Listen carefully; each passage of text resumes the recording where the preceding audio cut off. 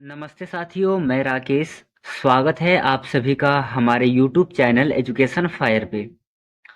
CTET से related हम practice set कर रहे हैं, जिनमें से कि अभी तक हम लोगों ने टोटल 13 प्रैक्टिस सेट को कंप्लीट किया है। तो आज के इस सेशन से हम प्रैक्टिस सेट नंबर 14 करेंगे। इसमें 40 क्वेश्चन होने वाला है और आपको पता है कि जो सीटेट एसएसटी का होता है उसमें 60 नंबर का आता है। 60 नंबरों में से 40 नंबर आता है बुक में से, बाकी बात जो 20 नंबर है वो बुक प्लस आपका सीडीपी मिक्स करके आता है। तो यहाँ पर हम इन 40 नंबरों की तैयारी करेंगे अच्छी प्रकार से। चलिए देखिएगा आप वीडियो को, आपको पसंद आए तो आप लाइक करिएगा व शेयर करिएगा। चलिए फिलहाल में एक बातों को आपको ध्यान में रखना है, जैसे कि मैं आपको हर एक बार कहता हूँ कि आपका क्या स्कोर रहता है आज के इस सेशन से, आप हमें कमेंट बॉक्स में अपना कमेंट लिख करके शेयर करना, साथ ही साथ अपना नाम भी मेंशन करना है। चलिए तो देखिएगा आज के इस वीडियो के पहले नंबर क्वेश्चन को। फर्स्ट क्वेश्चन होगा आपके लिए, तैमूर का आक्रमण किस दिल्ली सुल्तान के शासनकाल में हुआ था? 4 ऑप्शन है आपके लिए, इनमें से सही आंसर कौन सा होगा? उत्तर है आपका ऑप्शन नंबर डी सही आंसर हो जाएगा। तैमूर का आक्रमण नासिरुद्दीन तुगलक जो कि दिल्ली के शासक थे, इसके शासनकाल में हुआ था। ऑप्शन नंबर डी सही आंसर है। चलिए सेकंड क्वेश्चन देखिएगा एक बार। दूसरा क्वेश्चन है, पृथ्वीराज चौहान ने तराइन का दूसरा युद्ध किसके खिलाफ लड़ा था? बताइएगा इसका आंसर क्या होगा। तराइन का दूसरा युद्ध किसके खिलाफ लड़ा गया था? 4 ऑप्शन है, सही आंसर कौन सा होगा दूसरे नंबर क्वेश्चन का? तो इसका आंसर है ऑप्शन नंबर आपका हो जाएगा ए सही आंसर, मोहम्मद गौरी। ठीक है, ऑप्शन नंबर ए सही आंसर है। चलिए बताइएगा तराइन का जो दूसरा युद्ध है कब होता है, डेट बताना है आपको। क्या बताना है, कब हुआ है ये बताना है। आप हमें कमेंट बॉक्स में लिख करके अपना कमेंट शेयर करेंगे। चलिए तीसरा क्वेश्चन देखना है आप सभी ने। थर्ड नंबर का क्वेश्चन है, वायुमंडल में सबसे अधिक मात्रा में पाया जाने वाला गैस कौन सा है? बताइएगा क्या होगा सही आंसर। आंसर है आपका ऑप्शन नंबर बी, सबसे ज्यादा वायुमंडल में पाया जाने वाला गैस नाइट्रोजन है। ऑप्शन नंबर बी आपका सही आंसर है। नेक्स्ट क्वेश्चन है, सवाना घास के मैदान मुख्यतः किस महाद्वीप में पाए जाते हैं? निम्नलिखित ऑप्शन में से कौन सा ऑप्शन सही है? सवाना घास के मैदान मुख्यतः किस महाद्वीप में पाए जाते हैं? आंसर है अफ्रीका महाद्वीप में। ठीक है, ऑप्शन नंबर बी सही आंसर है। देखिए टोटल विश्व में 7 महाद्वीप है, ये आपको याद रखना है। सबसे बड़ा महाद्वीप कौन सा होगा? एशिया होगा, ये भी आपको याद रखना है। ठीक है, तो 2 क्वेश्चन को आपको याद रखना है। सबसे बड़ा महाद्वीप है एशिया और टोटल 7 महाद्वीप है। सवाना घास का मैदान अफ्रीका में पाया जाता है। ऑप्शन नंबर बी सही आंसर। नेक्स्ट क्वेश्चन है, मनसबदारी प्रणाली का मुख्य उद्देश्य क्या था? बताइएगा इसका सही आंसर क्या होगा। मनसबदारी प्रणाली का मुख्य उद्देश्य क्या था? उद्देश्य था सेना और प्रशासन को मजबूत करना। ठीक है, ऑप्शन नंबर बी आपका सही आंसर हो जाएगा 5वें नंबर क्वेश्चन का। चलिए अगला क्वेश्चन करिएगा, दुनिया के सबसे बड़े रेगिस्तान का नाम क्या है और यह कहाँ पर स्थित है? इंपॉर्टेंट क्वेश्चन है, आंसर बताना है। बताइए क्या होगा इसका आंसर। दुनिया के सबसे बड़े रेगिस्तान का नाम क्या है, वह कहाँ पर स्थित है? तो अभी आपने देखा था सबसे बड़ा कौन सा था, सहारा रेगिस्तान था। कहाँ पर था? अफ्रीका में। ठीक है, ऑप्शन नंबर आपका ए सही आंसर हो जाएगा। चलिए अगला क्वेश्चन देखना है। 7वें नंबर का क्वेश्चन है, पहला बौद्ध संगीति का आयोजन किसके शासनकाल में हुआ? अशोक, अजातशत्रु, बिंबिसार और कनिष्क। चारों ही ऑप्शन में से किसके शासनकाल में प्रथम बौद्ध संगीति का आयोजन हुआ था? आंसर है आपका ऑप्शन नंबर बी, पहला बौद्ध संगीति का आयोजन होता है अजातशत्रु के शासनकाल में और ये अजातशत्रु किससे रिलेटेड है? अजातशत्रु हर्यक वंश से रिलेटेड है, ये आपको याद रखना है। किससे रिलेटेड है अजातशत्रु? अजातशत्रु रिलेटेड है हर्यक वंश से। चलिए देखिएगा अगला क्वेश्चन, 8वें नंबर का क्वेश्चन है, अशोक के शिलालेख में कलिंग युद्ध का वर्णन मिलता है। कौन से शिलालेख में मिलता है, ये प्रश्न है। अशोक के किस शिलालेख में कलिंग युद्ध का वर्णन मिलता है? आपको पता है इसकी स्टोरी। कलिंग युद्ध के बाद वो बौद्ध धर्म को स्वीकार करते हैं। कौन? अशोक। पर ये किस युद्ध के बाद करते हैं? कलिंग युद्ध के बाद करते हैं। किस शिलालेख में इसका वर्णन मिलता है? इसका वर्णन मिलेगा आपको शिलालेख संख्या 8 में, सॉरी शिलालेख संख्या 13 में मिलता है। ठीक है, एक्स का मतलब होता है 10 और आगे 3 है तो 10 3 13। ठीक है, तो 13वें शिलालेख में कलिंग युद्ध का वर्णन मिलता है। चलिए अगला क्वेश्चन है, बौद्ध धर्म का प्रचारक महायान संप्रदाय किसके शासन काल में प्रसिद्ध हुआ? आपको पता है कि बौद्ध धर्म के दो संप्रदाय हैं, पहला है हीनयान और एक है महायान। ठीक है, हीनयान है एक तो और एक है महायान है। तो ये दोनों ही संप्रदाय किसके शासन काल में प्रसिद्ध हुआ था? ये प्रसिद्ध हुआ था कनिष्क के शासन काल में। ऑप्शन नंबर आपका बी सही आंसर है और इम्पोर्टेंट क्वेश्चन है, आपको याद रखना है। चलिए फिलहाल में अगला क्वेश्चन करते हैं, 10वें नंबर का क्वेश्चन है, इतिहासकारों और पुरातत्वविदों का मुख्य कार्य क्या होता है? जो इतिहास को जानने वाले होते हैं या फिर जो पुरातत्व होते हैं, इनका मुख्य कार्य क्या होता है? इनका मुख्य कार्य होता है कि जो ऐतिहासिक घटना है उनको क्रमबद्ध करना। किनको? ऐतिहासिक घटनाओं को क्रमबद्ध करना। ऑप्शन नंबर बी सही है। ठीक है, क्योंकि सिक्कों को इकट्ठा करना ये तो केवल पुरातत्वविद हो जाएगा, चित्र बनाना ये भी पुरातत्वविद हो जाएगा, भोजन के प्रकार का अध्ययन करना ये भी कुछ इस प्रकार से हो जाएगा। पर उनका जो इतिहासकार और पुरातत्वविद है, इनका प्रमुख कार्य क्या होता है कि भाई आप स्रोत का खोज करो, इसके बाद उनको पढ़ो और कौन सा घटना कब हुआ है उसको एक सीक्वेंस में लगाना। चलिए अगला क्वेश्चन देखिएगा, 11वें नंबर का क्वेश्चन है, भारत के इतिहास में 1765 ईस्वी का क्यों महत्व है? अंग्रेजों ने प्लासी की लड़ाई जीती, मुगल साम्राज्य का अंत हो गया, अंग्रेजों को दीवानी अधिकार प्राप्त हुए या फिर भारत में रेल सेवा शुरू हुई। चार ऑप्शन है, सही आंसर कौन सा होगा? इसका आंसर हो जाएगा आपका option number A, sorry option number C, अंग्रेजों को दीवानी अधिकार प्राप्त हुए थे। ठीक है, 1765 ईस्वी का महत्व इसीलिए है भारतीय इतिहास में क्योंकि इस दिन अंग्रेजों को दीवानी अधिकार प्राप्त हुआ था। चलिए अगला क्वेश्चन देखिएगा, नेक्स्ट क्वेश्चन है आप सभी के लिए, किताब उल हिंद के लेखक कौन है? मोस्ट इंपॉर्टेंट क्वेश्चन है और ये 7वीं क्लास के बुक में से है, इसलिए आपको बताना है कि किताब उल हिंद के लेखक कौन है।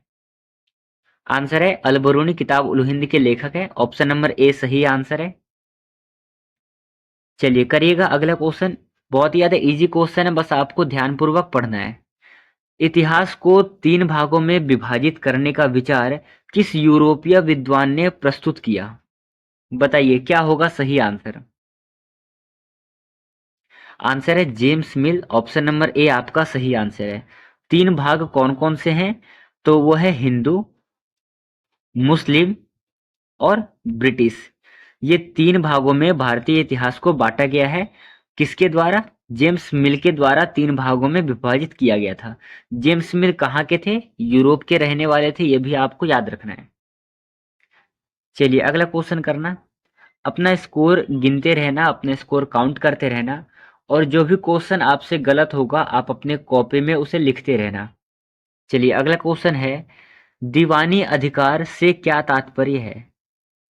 अभी आपने देखा कि 1765 में अंग्रेजों को दीवानी अधिकार प्राप्त हुए थे, पर वास्तविक रूप में जो दीवानी शब्द है, दीवानी अधिकार है, इसका क्या तात्पर्य है? तो इसका तात्पर्य होता है कर वसूलने का अधिकार। ऑप्शन नंबर बी सही आंसर है आपका।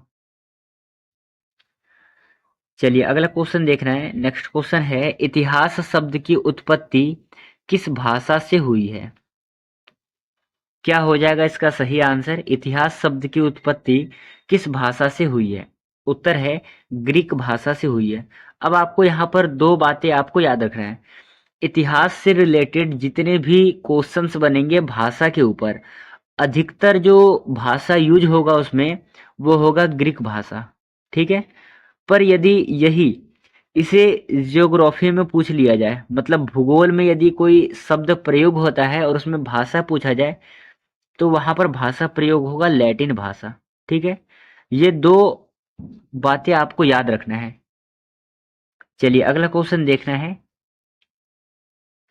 प्राथमिक स्रोत किसे कहा जाता है? समाचार पत्र को, सरकारी दस्तावेज को, इतिहासकारों द्वारा लिखित पुस्तक को, या फिर पुरानी इमारतें को? क्या हो जाएगा सही आंसर? आंसर है आपका ऑप्शन नंबर बी। सरकारी दस्तावेज को हम क्या कहेंगे? प्राथमिक स्रोत कहेंगे। ऑप्शन नंबर बी सही आंसर है 16 नंबर क्वेश्चन का। चलिए 17 नंबर के क्वेश्चन को एक बार समझना देखना। 18वीं सदी में भारत का प्रमुख निर्यात वस्त्र कौन सा था? 18वीं सदी में भारत का प्रमुख निर्यात वस्त्र कौन सा था? उत्तर है आपका सूती वस्त्र। ऑप्शन नंबर बी सही आंसर है। इंपॉर्टेंट क्वेश्चन है, आपको ध्यान रखने हैं। चलिए एक बार देखिएगा 18 नंबर के क्वेश्चन को देखना एक बार। ऐतिहासिक जानकारी के लिए सबसे महत्वपूर्ण स्रोत कौन सा है? बताइएगा किसके लिए? ऐतिहासिक जानकारी के लिए सबसे महत्वपूर्ण स्रोत कौन सा है? चार ऑप्शन है। पहला है धार्मिक ग्रंथ, सिक्के और अभिलेख, चित्रकला और पत्रिकाएं। इन चारों ही ऑप्शन में से ऐतिहासिक जानकारी प्राप्त करने के लिए सबसे महत्वपूर्ण कौन सा है? हालांकि ये चारों ही महत्वपूर्ण है, पर यहाँ पर क्या पूछा है, इन चारों में से सबसे ज्यादा महत्वपूर्ण कौन सा है? तो आपका आंसर हो जाएगा सिक्के और अभिलेख। ये बहुत ज्यादा इंपॉर्टेंट है, सबसे ज्यादा महत्वपूर्ण है ऐतिहासिक जानकारी को इकट्ठा करने के लिए। चलिए अगले क्वेश्चन देखना है। 19वें नंबर का क्वेश्चन है, इजी क्वेश्चन है। प्लासी का युद्ध किस वर्ष लड़ा गया? चार ऑप्शन है, सही आंसर कौन सा होगा? उत्तर है 1757 में प्लासी का बैटल हुआ था, प्लासी की युद्ध लड़ा गया था। नेक्स्ट क्वेश्चन है, किताब उल हिंद में अल बरूनी ने किस विषय पर विस्तार लिखा है? किस विषय पर विस्तार से लिखा है? अब यहाँ पर इसका आंसर हो जाएगा ऑप्शन नंबर ए, भारतीय समाज और संस्कृति के बारे में उन्होंने लिखा है। अब यहाँ पर थोड़ा सा समझना। सबसे पहला प्रश्न बनेगा, किताब उल हिंद के लेखक कौन है? अल बरूनी हो जाएगा किताब उल हिंद के लेखक। किस विषय पर लिखा है? भारतीय समाज और संस्कृति के ऊपर लिखा है। तो यहाँ से दो अलग अलग क्वेश्चन भी बन सकता है, ध्यान में रखना है आपको। चलिए अगला क्वेश्चन देखिएगा एक बार। इतिहासकार जेम्स मिल ने भारतीय इतिहास को किस आधार पर विभाजित किया है? बताइए क्या होगा सही आंसर? अभी आपने देखा जेम्स मिल ने तीन भागों में विभाजित किया था। तीन भाग कौन कौन से थे? हिंदू, मुस्लिम और ब्रिटिश। ये तीन भागों में विभाजित किया था जेम्स मिल ने। और ये कहाँ के निवासी थे? ये निवासी थे यूरोप को। ठीक है। और इन्होंने किस आधार पर विभाजित किया है? इन्होंने काल खंडों के आधार पर विभाजित किया है। ऑप्शन नंबर आपका सी सही आंसर है। चलिए अगला क्वेश्चन है, प्रारंभिक कथन से क्या अभिप्रेत है? प्रारंभिक कथन से क्या अभिप्रेत है, क्या तात्पर्य है? तो प्रारंभिक कथन क्या होता है? ऐतिहासिक घटनाओं की प्राथमिक जानकारी। तो ऑप्शन नंबर ए आपका सही आंसर है। चलिए अगला क्वेश्चन है, भारत में 1765 में दीवानी अधिकार प्राप्त करने के बाद किसे सबसे अधिक लाभ हुआ है?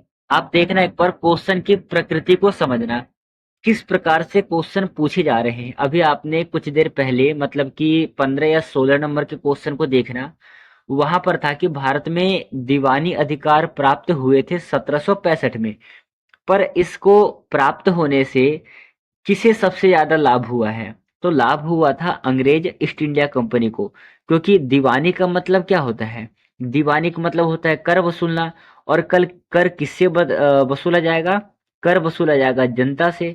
ठीक है। अब जनता से जब आप टैक्स कलेक्ट करोगे तो आपको किसको फायदा होगा? आपको फायदा होगा, मगर मतलब कि अंग्रेज ईस्ट इंडिया कंपनी को फायदा होगा। ऑप्शन नंबर सी सही आंसर है। नेक्स्ट क्वेश्चन है, अल बरूनी ने भारतीय समाज के बारे में क्या लिखा? अब एक बार फिर से, यदि आपने ध्यान दिया होगा तो ये बात कहाँ से उठा है? ये बात चल रहा है किताब उल हिंद नामक किताब से। किताब उल हिंद के लेखक कौन है? अल बरूनी। उन्होंने किसके बारे में विस्तार से लिखा था उस किताब में? किताब उल हिंद में भारतीय समाज के बारे में विस्तार पूर्वक लिखा था। पर क्या लिखा था उन्होंने? उन्होंने लिखा था कि भारतीय समाज की जाति व्यवस्था और धार्मिक विविधताएं बहुत सारी हैं। ठीक है। ऑप्शन नंबर बी सही आंसर है। चलिए एक बार अगला क्वेश्चन और देख लेना इसी प्रकार से। 25वें नंबर का क्वेश्चन है, जेम्स मिल का दृष्टिकोण किस प्रकार का था जब उन्होंने भारतीय इतिहास को विभाजित किया? अभी आपने देखा 3 भागों में विभाजित किया, तो इसका दृष्टिकोण किस प्रकार से हो सकता है? उन्होंने भारत को एक पिछड़ा राष्ट्र माना था। ठीक है। और जेम्स मिल ने ही कहा था कि भारतीय संस्कृतियां बहुत ज़्यादा बिगड़ चुकी है, ये इसकी जो शिक्षा दीक्षा है वो बहुत ज़्यादा गड्ढे में जा रही है। ये भी आपको याद रख लेना है, आपको असेसमेंट के क्वेश्चन में पूछ लेगा ये। चलिए अगला क्वेश्चन देखना है आपसे। 1757 में प्लासी की लड़ाई में किसने अंग्रेजों को जीत दिलाई? बताइए, इंपॉर्टेंट क्वेश्चन है, क्या होगा सही आंसर? पहला क्वेश्चन कि प्लासी की लड़ाई कब हुई थी? 1757 में। अंग्रेजों के खिलाफ हुई थी, पर किसने जीत दिलाई थी? तो आपको पता है कि मीर जाफर उनके साथ मिल जाते हैं, जिसकी वजह से जो बंगाल के नवाब रहते हैं सिराजुद्दौला, इनकी मृत्यु हो जाती है। ठीक है, ये मारे जाते हैं। आपका ऑप्शन नंबर बी सही आंसर है। नेक्स्ट क्वेश्चन है, 1765 में दीवानी अधिकार प्राप्त करने के बाद अंग्रेजों को किस क्षेत्र में विशेष रूप से लाभ हुआ? उत्तर है आपका आर्थिक मामलों में नियंत्रण, क्योंकि दीवानी का मतलब मैंने अभी आपको बताया कि कर इकट्ठा करना। ठीक है। तो जब कर इकट्ठा करेंगे तो उनके आर्थिक मामलों में सुधार होगा, नियंत्रण पाएगा। इसलिए आपका ऑप्शन नंबर बी सही आंसर होगा। चलिए अगला क्वेश्चन है, एक बार फिर से देख लें। ये क्वेश्चन शायद मैं कई बार बता चुका हूँ, एक बार फिर से देख लेना। जेम्स मिल के अनुसार भारतीय इतिहास को कितने हिस्सों में बांटा गया था? उत्तर है आपका 3 हिस्सों में बांटा गया था। 3 हिस्से कौन कौन से थे? तो आपका पहला होगा भारतीय, दूसरा है आपका मतलब कि हिंदू, मुस्लिम और ब्रिटिश। ये 3 है, आपको तीनों ही याद रखना है। ये 2023 के सीटेट के पेपर में पूछा था ये क्वेश्चन। चलिए अगला देखना है एक बार। नेक्स्ट क्वेश्चन है, 1757 में प्लासी की लड़ाई में कौन सा भारतीय शासक पराजित हुआ था? आपका आंसर हो जाएगा सिराजुद्दौला। किसकी सहायता से ये मारे जाते हैं?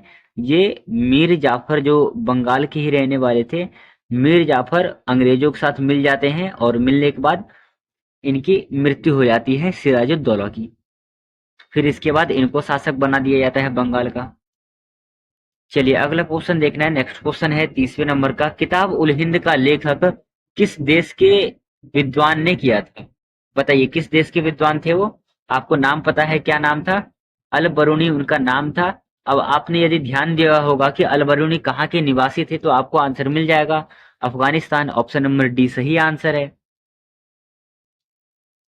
चलिए अगला क्वेश्चन देखना है। 31वें नंबर का क्वेश्चन है, 1765 में अंग्रेजों को दीवानी अधिकार किसके द्वारा मिला था? तो आपको पता है कि जब तक मुगलों का सम्राट है तो किसके द्वारा मिलेगा? मुगल के द्वारा ही मिलेगा। मुगल का नाम क्या था? मुगल सम्राट शाह आलम सेकंड के द्वारा, शाह आलम द्वितीय के द्वारा अंग्रेजों को दीवानी अधिकार प्राप्त हुआ था। कब प्राप्त हुआ था? 1765 ईस्वी में प्राप्त हुआ था। चलिए एक बार ये क्वेश्चन रिपीट हो गया है, देखता हूँ कितने लोग सही कर पाते हैं। किताब उल हिंद के लेखक कौन थे? उत्तर है आपका अल बरूनी, किताब उल हिंद के लेखक थे। ऑप्शन नंबर ए सही आंसर है। नेक्स्ट क्वेश्चन है, अंग्रेजों ने 1757 में कौन सी लड़ाई जीती थी? उत्तर हो जाएगा आपका प्लासी की लड़ाई जीती थी। अभी हम बात कर चुके हैं कई बार। ऑप्शन नंबर सी आपका सही आंसर है। 7 क्वेश्चन और है, तो आप सभी अपना अपना एक बार स्कोर काउंट कर लीजिएगा कि अभी तक आप लोगों ने कितने क्वेश्चन को सही किया है। अंत में आपको कमेंट बॉक्स में अपना स्कोर शेयर करना है, बताना है। जैसे कि मैं देखता हूँ तारा रानी गोपे का काफ़ी ज़्यादा स्कोर रहता है, रवि भाई है उनका भी काफ़ी अच्छा स्कोर रहता है, और ऐसे ही 3-4 है जो कि काफ़ी अच्छे स्कोर कर रहे हैं। तो मैं आपसे कहूँगा कि थोड़ा और मेहनत करिए, क्योंकि यदि आप यहाँ पर 40 में से 35 सही कर पाते हो तो पेपर में शायद आप वहाँ पर 30 या फिर 25 सही कर पाओ, इसलिए आपको और ज़्यादा सही प्रयास करना है। चलिए, 1765 में दीवानी अधिकार मिलने से ब्रिटिशों को किसे कलेक्ट करने का अधिकार मिला? तो कर को कलेक्ट करने का अधिकार मिला, क्योंकि दीवानी का मतलब ही होता है कर। ऑप्शन नंबर बी आपका सही आंसर हो गया यहाँ पर। अगला क्वेश्चन है कि जेम्स मिल ने भारतीय समाज को किस दृष्टिकोण से देखा था? ये क्वेश्चन भी शायद रिपीट है। चलिए कोई दिक्कत नहीं, बताना है आपको आंसर। आंसर है आपका ऑप्शन नंबर बी, पिछड़ा और आदिवासी के रूप में देखा था। ठीक है, मतलब एक पिछड़ा हुआ भारत के रूप में, पिछड़ा हुआ समाज के रूप में जेम्स मिल ने हमें देखा था। अगला क्वेश्चन है, प्लासी की लड़ाई के बाद ईस्ट इंडिया कंपनी को किस प्रकार का अधिकार प्राप्त हुआ? तो नीचे 4 ऑप्शन है, प्रशासनिक अधिकार, व्यापार का अधिकार, सैन्य अधिकार और दीवानी अधिकार। प्लासी की लड़ाई हुई थी 1757 में। 1757 में East India Company versus Sirajuddaula का युद्ध होता है, एक बैटल होता है प्लासी का युद्ध में, और वहां पर सिराजुद्दौला हार जाते हैं, मतलब ईस्ट इंडिया कंपनी जीतती है। तो यहाँ पर इसके बाद ये किस अधिकार को प्राप्त करेंगे? ये अधिकार प्राप्त करते हैं, दीवानी अधिकार को प्राप्त करते हैं। कब प्राप्त करते हैं? 1765 में दीवानी अधिकार प्राप्त करते हैं, आपने कई बार देखा है। इसके बाद जो दीवानी शब्द था इसका मतलब होता है कर, और इसको प्राप्त करने के बाद उनकी जो क्या नाम है सैन्य सहायता है उसमें काफी ज्यादा मदद मिलेगा। इनका जो आर्थिक व्यवस्था है वो भी काफी ज्यादा सुधार होगा उसमें। चलिए आपको याद रखना है 36 नंबर क्वेश्चन का ऑप्शन नंबर डी सही आंसर है। अगला क्वेश्चन है, दीवानी का क्या अर्थ है? जैसे कि मैं आपको बताते आ रहा हूं, कर वसूलने का अधिकार। ऑप्शन नंबर बी आपका सही आंसर है। चलिए 3 और क्वेश्चन है, आपको ध्यान से करना है। ठीक है, 33-38 नंबर का क्वेश्चन है आपके लिए कि प्लासी की लड़ाई के दौरान मीर जाफर ने किसका साथ दिया था? तो मीर जाफर किसका साथ देंगे? कंपनी का साथ देंगे, मतलब ब्रिटिश ईस्ट इंडिया कंपनी का साथ देते हैं। ऑप्शन नंबर आपका बी सही आंसर है। अगला क्वेश्चन है आपके लिए कि अल बरूनी किस शासक के समय भारत आए थे? 4 ऑप्शन है, सही आंसर कौन सा होगा? इसका आंसर है महमूद गजनवी के शासनकाल में अल बरूनी भारत आए थे। और अल बरूनी कौन है? किताब उल हिंद के लेखक है, ये भी आपको याद रखना है। चलिए आपके लिए अंतिम क्वेश्चन है, ब्रिटिशों ने प्लासी की लड़ाई में विजय प्राप्त करने के लिए किससे सहयोग लिया? बहुत ही ज़्यादा इजी क्वेश्चन है, और मैंने आपसे बताया था कि मीर जाफर से इन्होंने सहयोग लिया था, जिसके वजह से मतलब कि ये एक सैन्य अधिकारी थे मीर जाफर। वो होता है ना कि घर का भेदी लंका ढाए, मतलब कि जब तक आपका कोई घर का आदमी नहीं मिला हुआ हो तब तक आपका कुछ नहीं हो सकता। तो यदि Mir Jafar British East India Company के साथ नहीं मिलता तो आज भारत का यह दुर्दशा नहीं होता, मतलब कि उस समय सिराजुद्दौला पलासी का बैटल नहीं हारते। तो इनको हरवाने में सिराजुद्दौला को सबसे ज्यादा हाथ किसका था? मीर जाफर का, मतलब कि ब्रिटिश की बहुत ज्यादा सहायता की इन्होंने। ऑप्शन नंबर बी सही आंसर है। ये 41वें नंबर क्वेश्चन का ऑप्शन नंबर बी सही है। चलिए यहाँ पर 40 क्वेश्चन आपका होता है। इन 40 क्वेश्चन में से आपका क्या स्कोर रहा है आज के सेशन से, आप हमें कमेंट बॉक्स में बताना। बाकी बात कल करेंगे हम प्रैक्टिस सेट नंबर 15। चलिए ध्यान रखिएगा अपना। जय हिंद साथियों।